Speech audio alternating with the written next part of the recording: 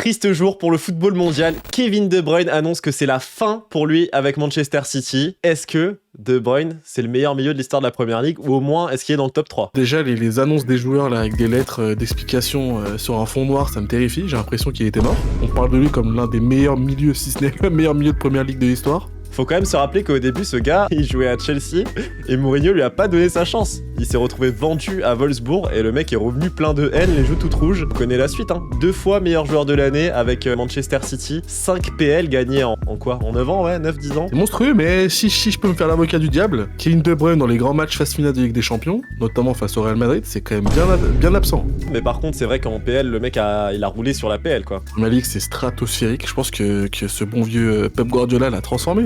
On a beaucoup de mal avec les joueurs récents à dire que c'est des légendes, qu'ils sont dans des top 3, qu'ils sont des meilleurs joueurs.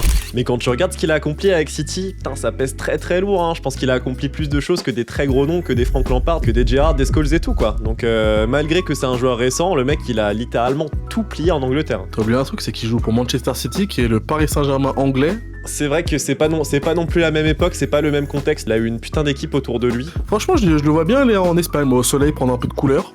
Ça lui ferait du bien, je pense. Qu'est-ce que vous pensez du départ de De Bruyne? Est-ce que, pour vous, il est meilleur milieu de l'histoire de la Première Ligue? Dites-nous tout ça en commentaire, les gars.